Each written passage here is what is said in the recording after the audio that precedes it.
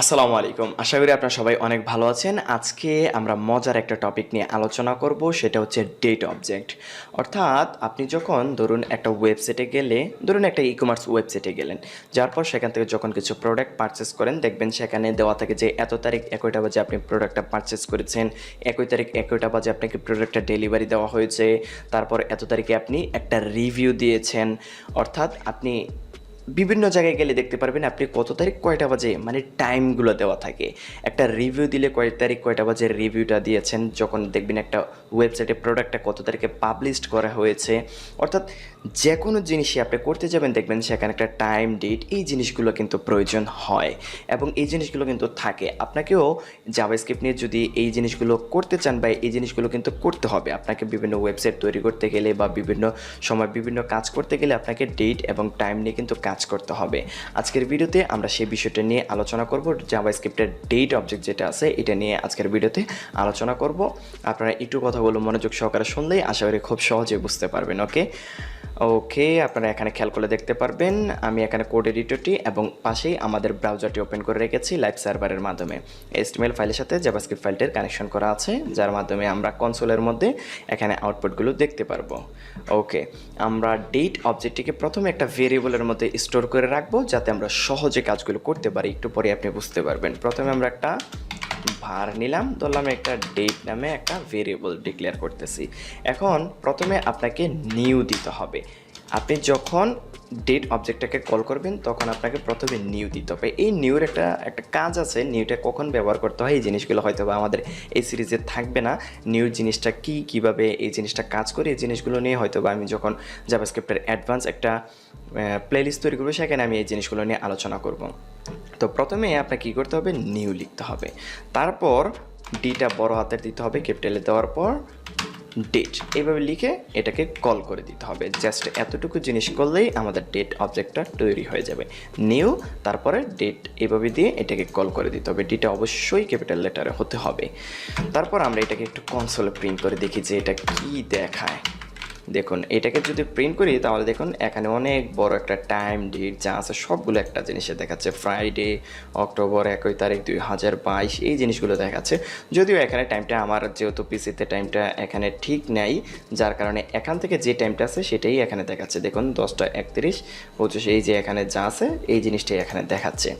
আচ্ছা, ঠিক আছে, এইবার আমরা এটা নিয়ে একটু কাজ করব। আমাদের অনেক সময় মিলি সেকেন্ডের প্রয়োজন হইতে পারে, মিনিটের প্রয়োজন হইতে পারে। ধরুন সে এত মিনিটে একটা রিভিউ দিয়েছে, আপনি 1 তারিখ 1টা বাজে একটা নতুন অ্যাডমিন তৈরি করেছেন, অথবা 1 তারিখে অ্যাডমিন তৈরি করেছেন। অর্থাৎ আমাদের ডেট, মিনিট, সেকেন্ড এই জিনিসগুলো নিয়ে কাজের প্রয়োজন হইতে পারে। তো আমি একটা করে শুরু করতেছি। প্রথমে মিলি সেকেন্ড দিয়ে শুরু করলাম। ওকে, এই যে কনসোল লগ, প্রথমে এই দেখুন এখানে কিন্তু আমরা ডেট অবজেক্টের জিনিসগুলো এই ডেট নামে একটা ভেরিয়েবলের মধ্যে স্টোর করেছি। এই ডেট আর এই ডেট কিন্তু এক না, কারণ হচ্ছে এটা বড় হাতের ডেট দিয়ে এইভাবে আমরা তৈরি করেছি, আর এটা হচ্ছে ভেরিয়েবল। আশা করি বিষয়টা বুঝতে পেরেছেন। এইবার আমি এখানে ডট দিয়ে যদি গেট MILI সেকেন্ড, এই দেখুন মিলি সেকেন্ডস, তারপর অবশ্যই আমাদেরকে এটাকে কল করে দিতে হবে। ফার্স্ট ব্র্যাকেট 2টা দিয়ে দিতে হবে, প্যারেন্থেসিস যেগুলো আছে দিলে দেখুন এই যে এখানে এটা দেখাচ্ছে, এটা হচ্ছে মিলি সেকেন্ড। এখন আপনি দেখলে হয়তো বা অবাক হয়ে যেতে পারেন যদি আপনি মিলি সেকেন্ড সম্পর্কে ধারণা না থাকে। এখানে 679 এই জিনিসগুলো দেখাচ্ছে কেন? এটা দেখানোর কারণ হচ্ছে 1000 মিলি সেকেন্ড সমান হচ্ছে 1 সেকেন্ড, যার কারণে এখানে এইগুলো দেখাচ্ছে। যারা মিলি সেকেন্ড সম্পর্কে জানেন তারা তো বুঝতেই পারতেছেন যে এখানে 714 কেন দেখাচ্ছে। কারণ হচ্ছে 1000 মিলি সেকেন্ড সমান হচ্ছে 1 সেকেন্ড, এর জন্য এটা এরকম দেখাচ্ছে। ওকে, ঠিক আছে, এবার আমরা কনসোল লগের মধ্যে দেখি সেকেন্ডটা কীভাবে বের করে। আবার ঠিক একইভাবে এই যে ডেট, এই ডেট ডট গেট সেকেন্ডস, এইবার এটাকেও কল করে দিতে হবে। প্রতিটাকে অবশ্যই কল করে দিতে হবে। এইবার দেখুন 25 সেকেন্ড, 27 সেকেন্ড, আমি 1 সেকেন্ড পর একটা করে রিলোড দিলে দেখুন 30, 31, 32, 33, 34, 35 গেল 36, এভাবে কিন্তু সেকেন্ডগুলো আসতেছে। আশা করি বিষয়টা বুঝতে পেরেছেন। আপনি রিলোড দিলেই এগুলোর পরিবর্তন দেখতে পারবেন। দেখুন আমি একটু পর রিলোড দিচ্ছি, তারপর আমরা পরিবর্তনগুলো দেখতে পারতেছি। এবার আমরা একটু মিনিটটা দেখি। লগ আমরা প্রতিবার কি করব এই যে এইটা ডট মানে যেই ভেরিয়েবলের মধ্যে স্টোর করব ওইটার ডট বাকি জিনিসগুলো দেব, কারণ এইটার মধ্যে এইটার সবগুলো জিনিস এটার মধ্যেই কিন্তু আমরা কি করেছি স্টোর করেছি।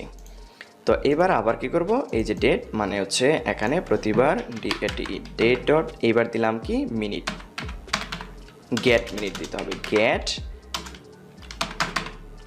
মিনিটস এইবার দিলাম। দেখুন এই যে এখানে 34 মিনিট দেখাচ্ছে, এই যে এখানে খেয়াল করলে দেখতে পারবেন 34, যদিও এটা AM দেখাচ্ছে এটা কিন্তু AM না, আসলে আমি ভিডিওটা রাতে রেকর্ড করতেছি। দেখুন এই যে 34 দেখাচ্ছে, যখন এখানে 35 হবে তখন আমি আবার আরেকটা রিলোড দিব, ওকে, তখন আপনি বুঝতে পারবেন। ওকে, এবার আমরা একটা কনসোল লগের মধ্যে আওয়ারটা দেখি এখানে কত আওয়ার দেখাচ্ছে, ডেট ডট গেট আওয়ার্স। এইবার দেখুন কি হচ্ছে এখানে, এই যে দেখুন এখানে 10টা দেখাচ্ছে, এই যে এখানে 10টা 34, এই যে এখানে সেটাই দেখাচ্ছে 10টা 34। আশা করি বিষয়টা বুঝতে পেরেছেন। এই যে এখানে যেটা দেখাচ্ছে এইটাই আপনি এখানে দেখতে পাচ্ছেন 10টা, কারণ হচ্ছে এই যে আওয়ারটা আমরা পরে নিয়েছি, তারপর হচ্ছে এই যে 35। এবার যদি আমি রিলোড দিই দেখুন এখানে 34 দেখাচ্ছে, এখানে রিলোড দিলে এটা 35 হয়ে যাবে, এই দেখুন 35 হয়ে গেছে। আশা করি বিষয়টা বুঝতে পেরেছেন। তারপর আমরা এখান থেকে চাইলে ডেটটাও দেখতে পারি, কনসোল লগের মধ্যে যদি ডেট ডট গেট DATE দিলাম ডেট, দেখুন এই যে এখানে দেখুন 10/7/2000 এখানে কি দেখাচ্ছে 22, এই যে এখানে যে 7 দেখাচ্ছে এটা কিন্তু আমরা এখানে পেয়ে গেলাম।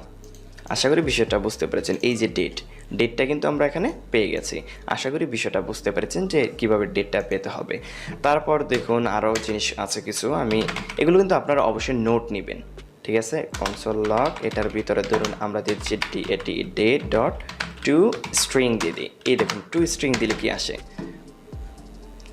একদম যা আছে সবগুলো আমরা এখানে পেয়ে যাচ্ছি। দেখুন আজকের ধরেন অক্টোবরের 7 তারিখ, এই যে ডেট যেটা দিলাম ডেট, এই যে ডেটটা আমরা পেয়ে গেলাম। তারপরে যে 2022, তারপরে এখানে যা দেখাচ্ছে মানে যে টাইমটা আছে এখানে এটা দেখাচ্ছে, আমার পিসিতে যে টাইমটা আছে এটা কিন্তু এখানে দেখাচ্ছে। আশা করি বিষয়টা বুঝতে পেরেছেন। এছাড়া দেখুন আমি এখানে মাউসটা নিয়ে গেলেও কিন্তু এখানে সেই জিনিসটাই দেখাচ্ছে, এই যে এখানে খেয়াল করবেন এখানে কি দেখাচ্ছে অক্টোবর 7, 2022। ওকে ঠিক আছে, তো এটা কিন্তু আমরা এভাবে পেয়ে যাচ্ছি। এবং আমরা নিচে আবার দেখি কনসোল লগ কী করবো, প্রতিবার এই যে এখানে যে নামটা দেবো সেটাই ডেট ডট, এবার আমরা দিচ্ছি ডেট স্ট্রিং দিলাম, ধরুন 2DATE ডেট স্ট্রিং। দেখুন এইবার কি আসে, ডেট স্ট্রিংটির মাধ্যমে এই যে জিনিসটা আসলো। এরকমভাবে আপনি দেখতে পারবেন যে বিভিন্ন ওয়েবসাইটে এইরকম সিস্টেমেও থাকে। দেখুন এই যে ফ্রাইডে অক্টোবর 7 তারিখ তারপর 2022, এটা হচ্ছে ডেট স্ট্রিং, এই যেটার মাধ্যমে আসবে, ঠিক আছে। তারপর আমরা আরেকটা দেখি লগ ডেট ডট টু, তারপরে দেই এটা কি দিব লোকাল ডেট স্ট্রিং দেই, লোকাল ডেট স্ট্রিং। দেখুন এইটা কীভাবে আসে, এই যে দেখুন এই যে একটা সিস্টেম আমাদের, এই যে এখানে যে সিস্টেমটা দেখতেছেন নিচে 10/7/2022, এই জিনিসটা কিন্তু আমরা এখানেও দেখতেছি। আশা করি বিষয়টা বুঝতে পেরেছেন। টু লোকাল ডেট স্ট্রিং দিলে এইভাবে আমরা এইটা পেয়ে যাব। আশা করি বিষয়টা বুঝতে পেরেছেন। তারপরে আছে কি আমরা আরেকটা দেখি কনসোল ডট লগ, এখানে দিয়ে দিচ্ছি to DATE date dot to time string. এইবার আমরা এটা দেখি, এই যে দেখুন এখানে কত বড় একটা টাইমের স্ট্রিং দেখাচ্ছে, এবং এটাকে চাইলে আমরা ওই যে লোকাল এটার মতো করেও আমরা দেখতে পারি, ঠিক আছে। তো আমরা দেই কনসোল লগের মধ্যে date dot to local time string, to local time string. এবার দেখুন এই যে এখানে সেটা দেখাচ্ছে, এখানে টাইমটা কিন্তু ঠিক নেই আমার, এই যে এখানে যে টাইমটা দেখাচ্ছে এটা কিন্তু এখানে দেখাচ্ছে AM। আসলে এখন কিন্তু রাত্রেবেলা আমি ভিডিওটা রেকর্ড করতেছি, এগুলো টাইমগুলো কিন্তু ঠিক নেই। তো এখানে দেখুন এই যে 10:38 তারপরে AM দেখাচ্ছে, এই যে এখানে যা আছে সেটাই। আমি একটু রিলোড দিই, এই দেখুন সেকেন্ডটা চেঞ্জ হয়ে গেছে। আশা করি বিষয়টা বুঝতে পেরেছেন। লোকাল ডেট স্ট্রিং দিলে এরকম আসবে, লোকাল টাইম স্ট্রিং দিলে এরকম আসবে। এই দুটো বিষয়, এই যে এই দুইটা তিনটা জিনিস আপনার সবচেয়ে বেশি ব্যবহৃত হবে, এটা আর হচ্ছে এই একটা, এগুলো আপনার অনেক সময় প্রয়োজন পড়বে। তারপর ধরুন আরেকটা দিতে পারেন যে টু লোকাল স্ট্রিং দিলে দেখুন কি আসে, console dot log date dot to local string. দেখুন টু লোকাল স্ট্রিংকে কল করলাম, এবার দেখুন আমাদের একদম টাইমও আসতেছে এবং ডেটও আসতেছে। দেখুন এই যে পুরো জিনিসটা এখানে আসতেছে। একটু লোকাল স্ট্রিং দিলে এইভাবে আসবে।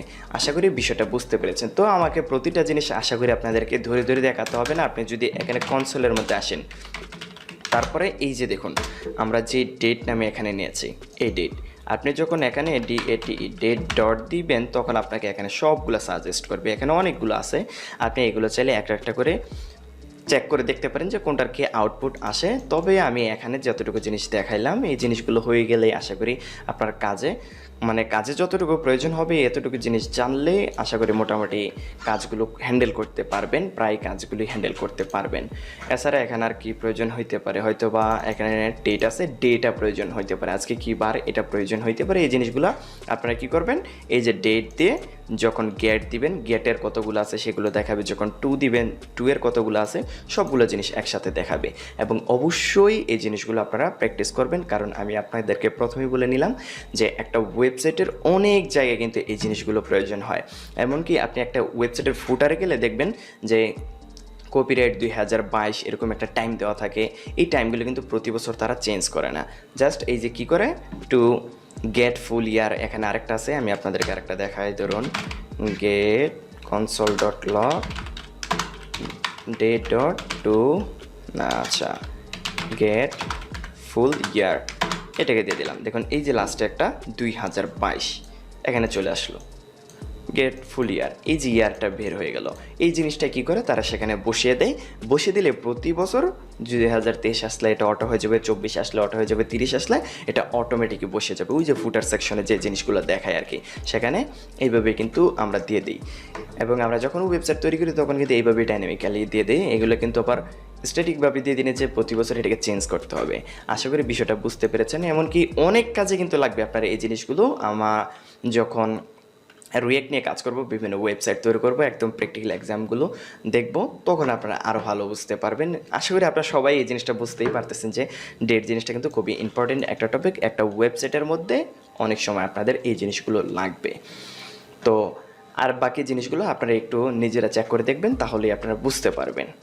তো এই ছিল আমাদের আজকের ভিডিও। আশা করি ভিডিওটি আপনাদের উপকারে এসেছে। যদি ভিডিওটি আপনাদের উপকারে আসে অবশ্যই ভিডিওতে একটা লাইক দিবেন, লাইক দিতে কিন্তু ভুলবেন না। আর যারা চ্যানেলটি সাবস্ক্রাইব করেনি আমার সাথে যদি আপনি কানেক্টেড থাকতে চান, ভিডিওর নিচে দেখবেন লাল একটা সাবস্ক্রাইব বাটন আছে, সেখান থেকে সাবস্ক্রাইব করে যদি পাশের বেল আইকনটিতে প্রেস করে দেন তাহলে আপনি আমার সাথে কানেক্টেড হয়ে যাবেন। আর যারা অলরেডি কানেক্টেড আছেন তাদেরকে অসংখ্য ধন্যবাদ। দেখা হচ্ছে পরবর্তী ভিডিওতে। ধন্যবাদ সবাইকে।